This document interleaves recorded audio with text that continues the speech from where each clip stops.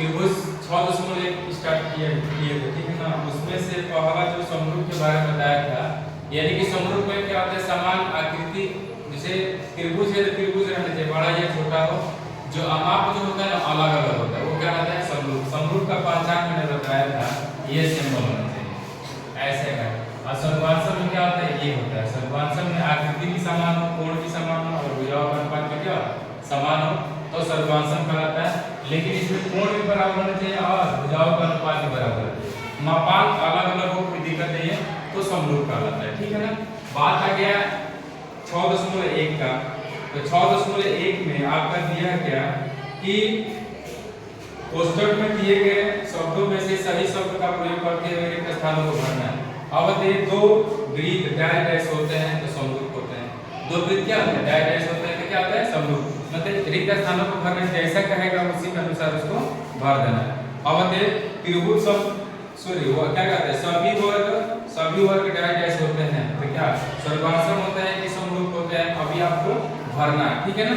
जो आप लोग का होगा वही चीज आपको दिखा दे। देखिए नोट्स में बताया था सभी जो सर्वांशम होते हैं समरूप होते हैं, सभी सर्वांशम आकृतियां समरूप होते हैं, लेकिन समरूप आकृति या सर्वांशम नहीं होता है, ये भी आपको ध्यान में रखना है।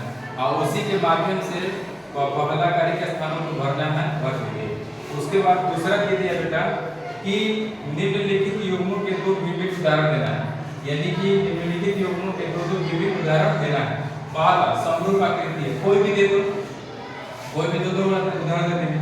एक बड़ा से वर्ग हो गया, एक छोटा सा वर्ग हो गया, ये क्या है समरूप है, ये भी क्या है समरूप है, ये भी क्या है समरूप।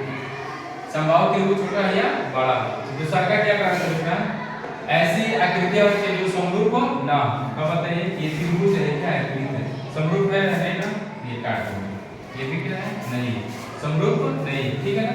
और तीसरा का लाते हैं क्या बेटा, कुछ आकृतियां दे दिया गया वर्गों में और भुजा के भी मान दे दिया गया है और उस भुजाओं से पता लगाना है कि समरूप है कि नहीं।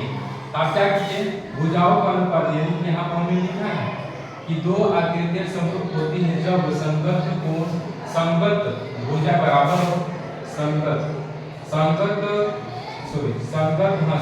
कोण बराबर हो, संगत कोण में बराबर हो तथा संगत भुजाओं का अनुपात क्या बराबर हो तो समरूप कहलाता है।